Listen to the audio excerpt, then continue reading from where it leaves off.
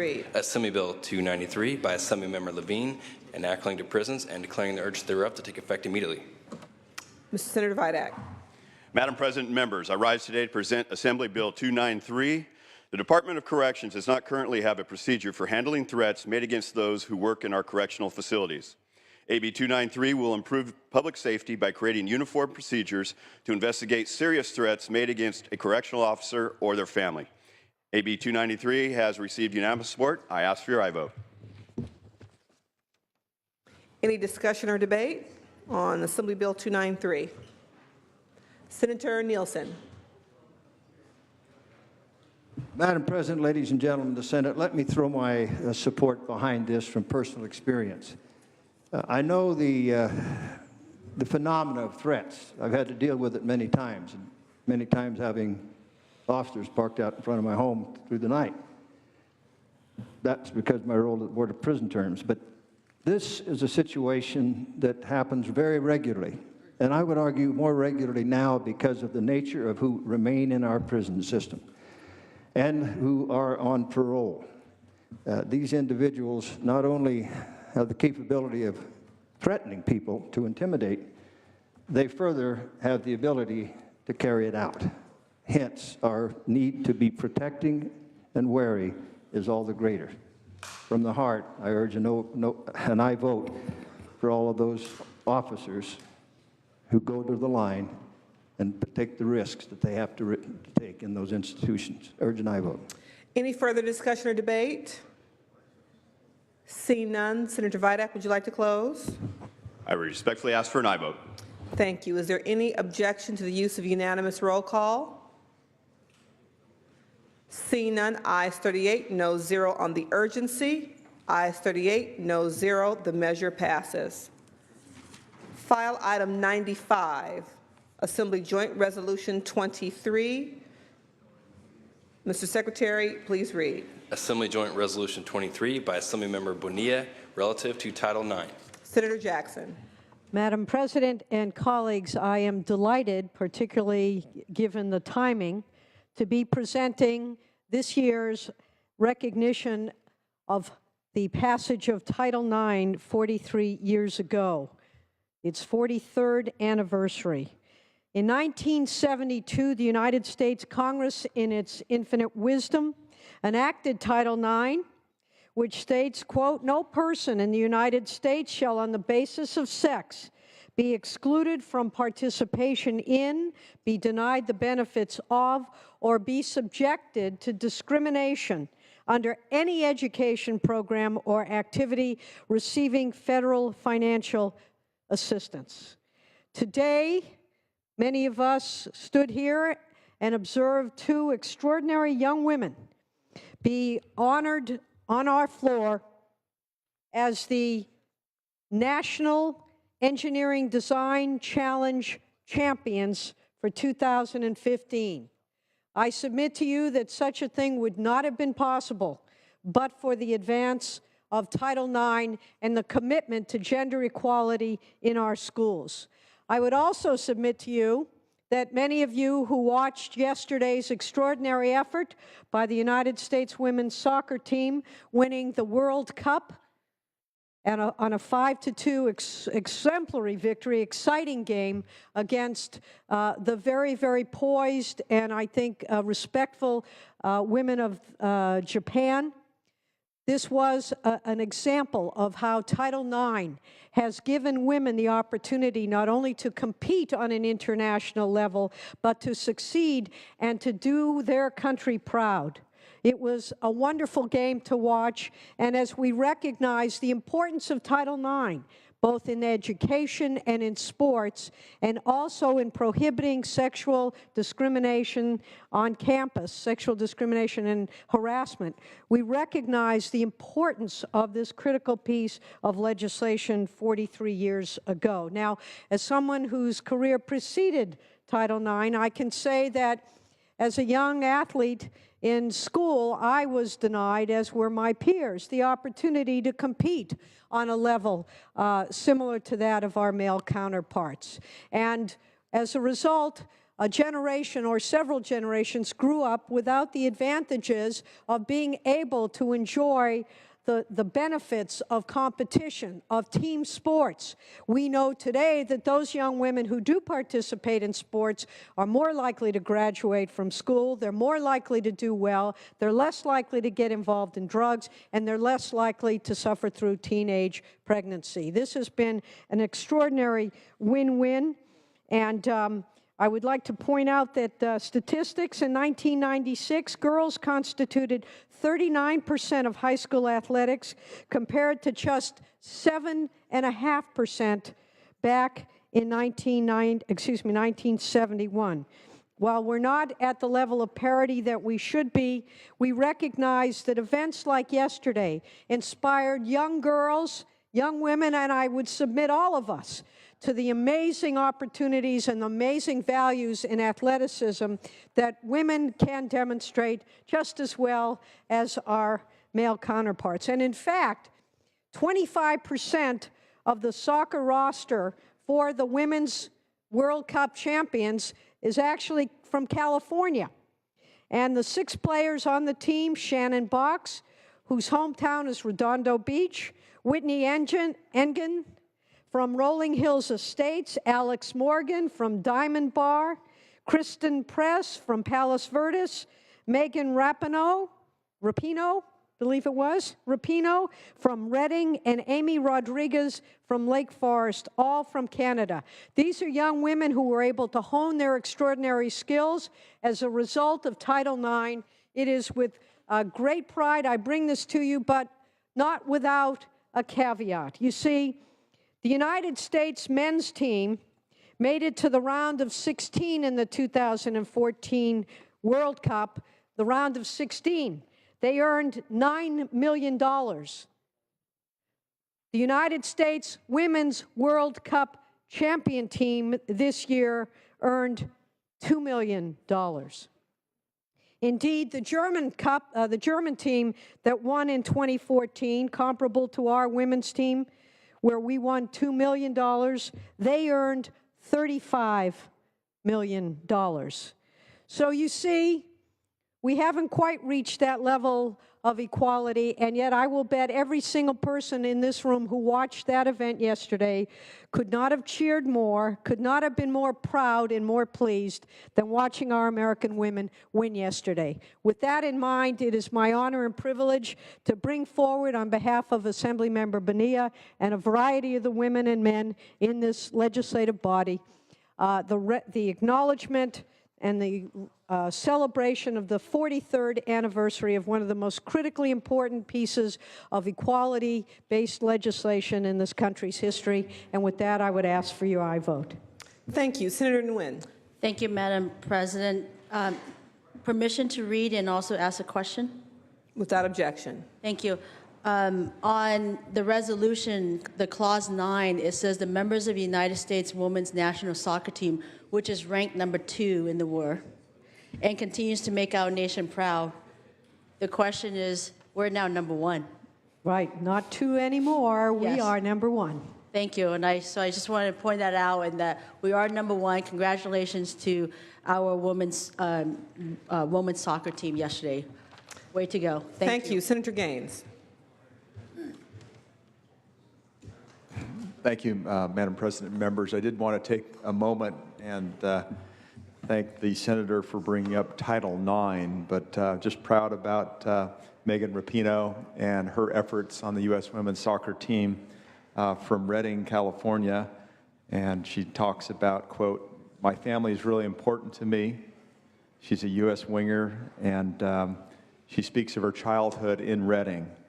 She has a twin sister, Rachel, and they're from a family of 6 children, and she had a Tom Sawyer-like childhood. So just proud of her success, and that she came from humble roots in Redding, California, and she's reached the peak of ultimate success in sports. So thank you.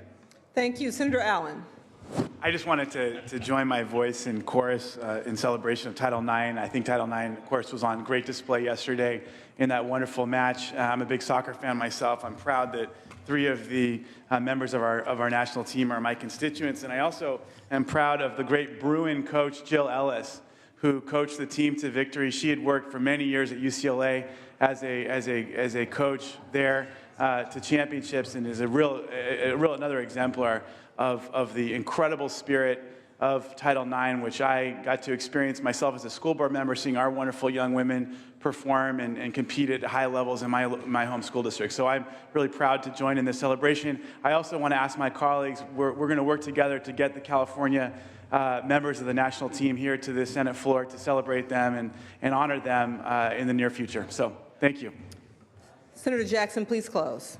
Yes, I was urged by my colleague from Agora Hills to mention that because I preceded Title IX, I was never allowed to play Little League, but I'm not at all bitter. So with that, I would ask for each of you to join me in casting a ballot in support of Title IX and in honoring the great successes of our young women today in this great country. Thank you. Please call roll. Allen. I. Anderson. Bates. I. Bell. I. Berryhill. I. Block. I. Canella. I. De Leon. I. Fuller. I. Gaines. I. Galgiani. Glazer. Galgiani. I. Glazer. I. Hall. I. Hancock. Hernandez. I. Hancock. I. Hertzberg. I. Hill. I. Wessel. I. Huff. I. Jackson. I. Lara. I. Leno. I. Leva. I. Liu. I. McGuire. I. Mendoza. I. Mitchell. I. Monning. I. Morlock. I. Morrell. Wynn. I. Nielsen. Pan. I. Pavley. I. Roth. I. Runner. Stone. I. Vidak. I. Wachowski. I. Wolk. Wolka. Anderson, I. Call absent members. Morrell. Nielsen. Runner. Ayes 37, no 0. The resolution is adopted. File item 101, Assembly Bill 929. Mr. Secretary, please read. Assembly Bill 929 by Assemblymember Chow, an act relating to privacy. Senator Hall. Yes, thank you, Madam President. Senators, AB 929 authorizes a judge to issue a court order to install a PIN register, trap, and trace device upon finding that the use of such a device is relevant to an ongoing criminal investigation and that there is probable cause to believe that the device will lead to obtaining evidence of a crime. The bill has no opposition, has received no opposition, and has received unanimous support in the Assembly and Senate. I respectfully ask for your aye vote.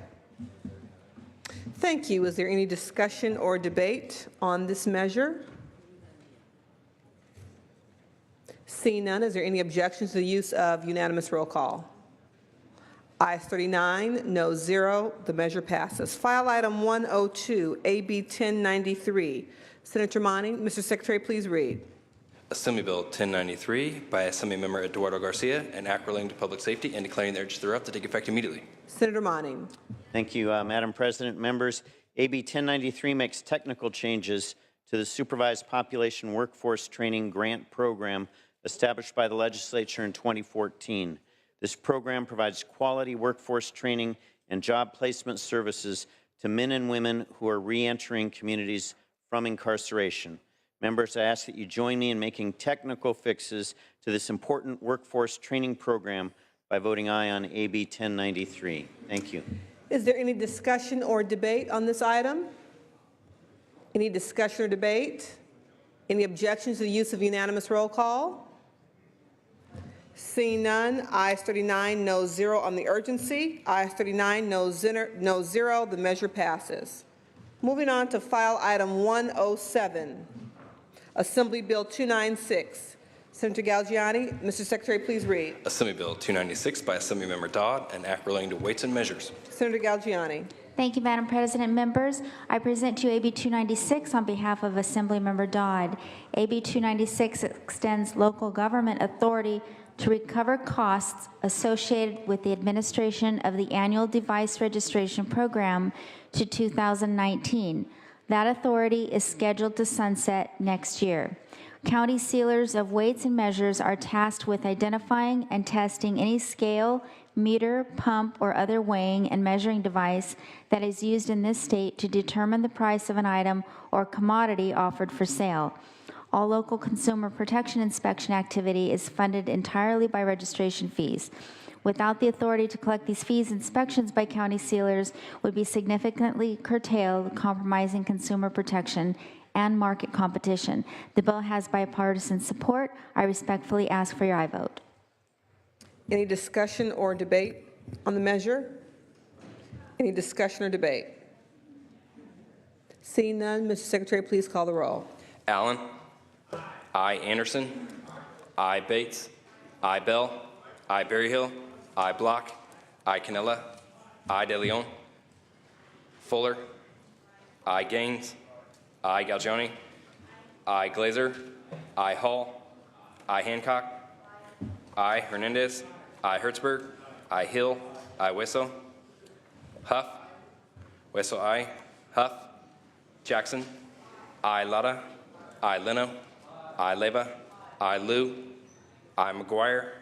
I. Mendoza. I. Mitchell. Aye. I. Monning. I. Morlock.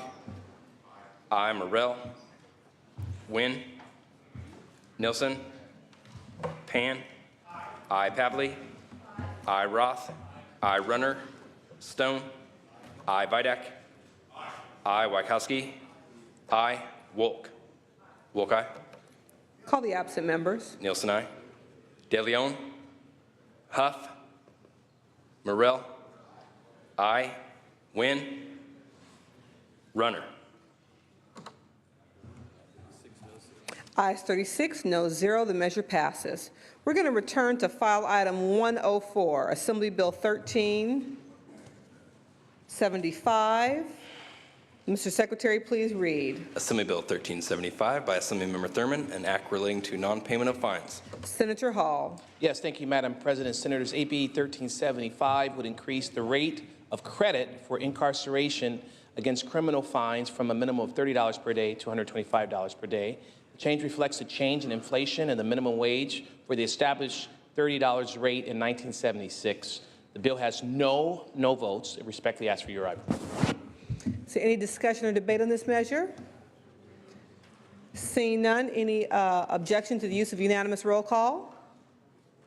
Hearing none, ayes 39, noes 0. The measure passes.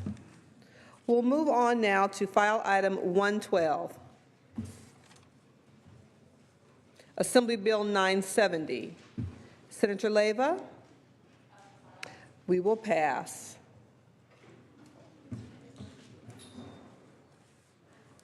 We'll return to file item 63. ACR 60. Mr. Secretary, please read. Assembly Concurrent Resolution 60 by Assemblymember Santiago, relative to education. Senator Pan. Thank you, Madam President. Members, ACR 60 encourages state policies and procedures to utilize language that emphasizes the person, not the disability, when speaking to and about students with disabilities.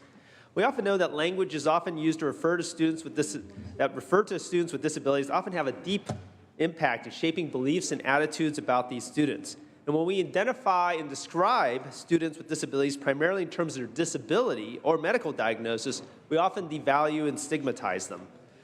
The people's first language is an objective form of communication that eliminates generalizations and stereotypes by focusing on the person rather than the disability. For example, just as we do not refer to a child with cancer as a cancerous child, a people-first language does not refer to a child with autism as an autistic child or children with epilepsy as an epileptic. ACR 60 would demonstrate California's commitment to students with disabilities by encouraging positive attitudes and greater respect for children and youth with disabilities by using language that emphasizes the person, not the disability. I respectfully ask for an aye vote. Thank you. Is there any discussion or debate on the resolution? Any discussion or debate? Any objection to the use? of unanimous roll call? Seeing none, ayes 39, no 0. The resolution is adopted. Are there any additional Assembly's third reading items that we passed that members would like to return to? Seeing none, we'll move on to the consent calendar. File item 126. We'll be taking the consent calendar and the special consent calendar up concurrently. Mr. Secretary, please read. File item 126, consent calendar.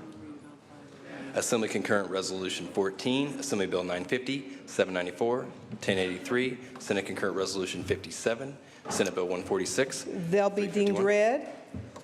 Ayes 39, no 0 on the consent and the special consent calendar.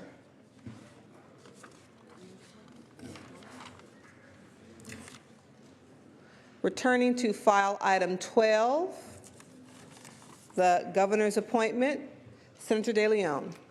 Thank you, Madam President. Colleagues, we have 3 appointments before us. All were heard on June 24th in Rules Committee. Pass on a 5-0 vote, a bipartisan vote, no opposition. The 3 individuals before us are Michael Minor, the Director of the Division of Juvenile Justice, Department of Corrections and Rehabilitation, Richard Mullen, PhD, member of the Independent System of Operator Governing Board, that is CAL-ISO, and lastly, Mr. Chester Whittam, who is the state architect. All were heard again in Rules Committee, June 24th. I respectfully ask for an aye vote. Any discussion or debate? Seeing none, Mr. Secretary, please call the roll. Allen. Aye. Anderson. Aye. Bates. Aye. Bell. Aye. Berryhill. Aye. Block. Aye. Canella. Aye. De Leon. Aye. Fuller. Aye. Gaines. Aye. Galgiani. Aye. Glazer. Hall. Aye. Hancock. Aye. Hernandez. Aye. Hertzberg. Aye. Hill. Wesso. Aye. Huff. Aye. Jackson. Aye. Lada. Aye. Leno. Aye. Leyva. Aye. Liu. Aye. McGuire. Aye. Mendoza. Mitchell. Mendoza. Aye. Mitchell. Aye. Monning. Aye. Morlock.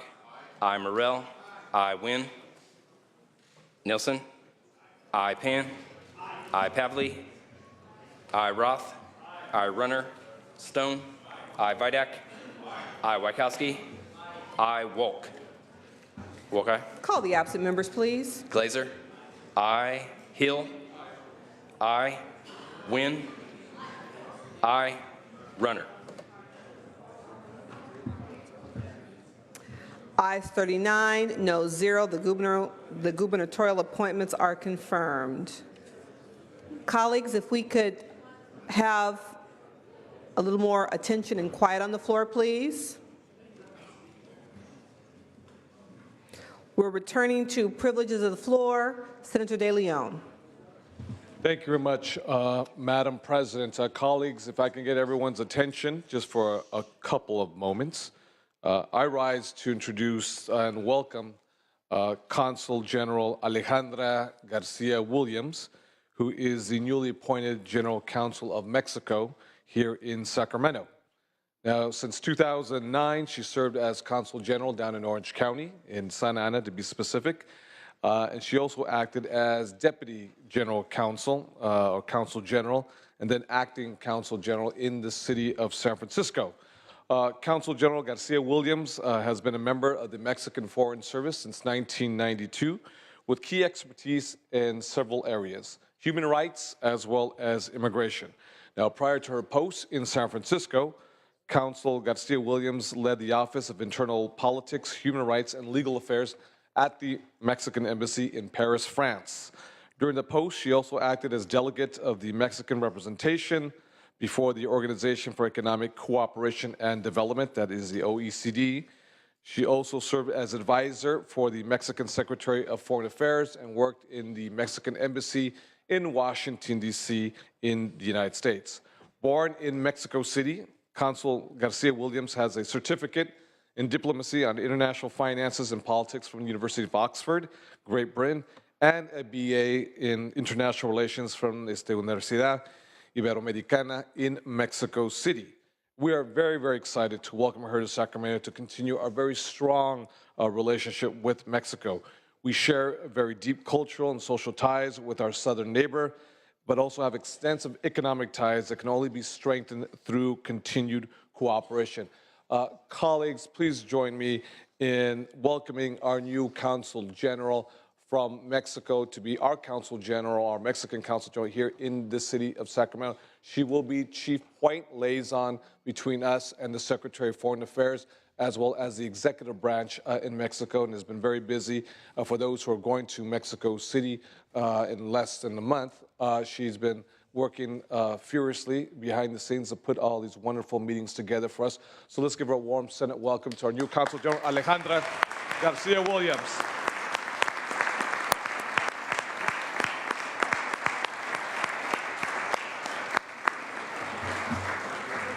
Senator Huff. Yes, Madam President, members, I too rise to give acknowledgement to our new Consul General. I've had the privilege of working with Consul General Garcia Williams the last 2 years, and while the Pro Tem just gave all the details about why she's qualified for this position, I can tell you firsthand she's a consummate professional with extreme tenacity, and she brings to this job the skill set to deal with all of us very well, including me. You know, we actually get along well.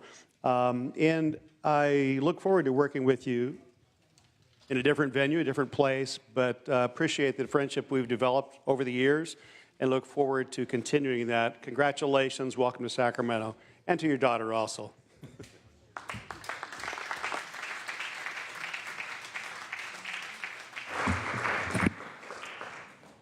Consul General, thank you very much and welcome to the Senate. Senator Nguyen. Thank you. Thank you, Madam President.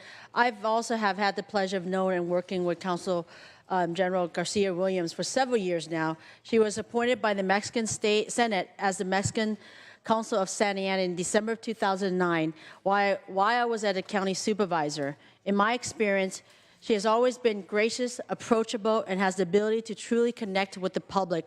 Under her leadership, the consulate was a resource hub for the Latino community. She expanded community services and helped address the need for access to healthcare, education, and consumer issues. She has also maintained a personal goal to improve the quality of life for all Latinos. Due to growth provided under her leadership, she spearheaded a move to a larger facility to grow public access to much-needed services. I look forward to continuing our relationship, and congratulations to Consul General Garcia Williams on her appointment to the city of Sacramento. Thank you, Madam President. Thank you. Senator Morlock at the Pro Tem's desk. Senator Morlock. Thank you, Madam President.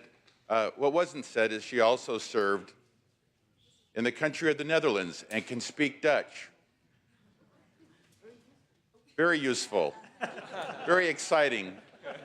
All I can say as politely as possible is Alejandra is hot. Thank you, Madam President.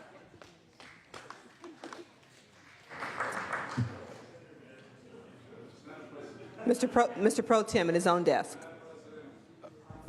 Madam President, just for the record, this is the first Republican General Counsel Mexican that we've had in California's history, or at least, at the very least, bipartisan, so let the record know, please. Thank you, and again, welcome to the Consul General and our guests in the gallery as well. Welcome to the Senate floor today. As members gather at the rear of the chambers for the photo, let me say that next we'll be returning to motions and resolutions. Motions and resolutions. If anyone has an adjourning memory, this would be your opportunity. Motions and resolutions.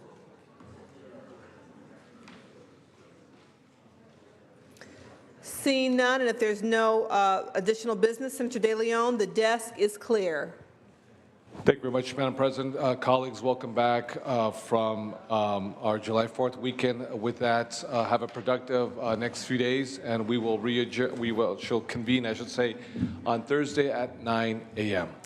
The Senate will be in recess until 3:30 p.m., at which time the adjournment motion will be made. We will reconvene Thursday at 9 a.m. Senator De Leon. Madam President, colleagues, just one last item. Immediately upon adjournment of floor session, we will have a reception to honor our wonderful new Consul General in room 211. Free food. Come spend a few moments with our new Consul General, Alejandra Garcia Williams. Are there any other announcements? Seeing none, we are in recess.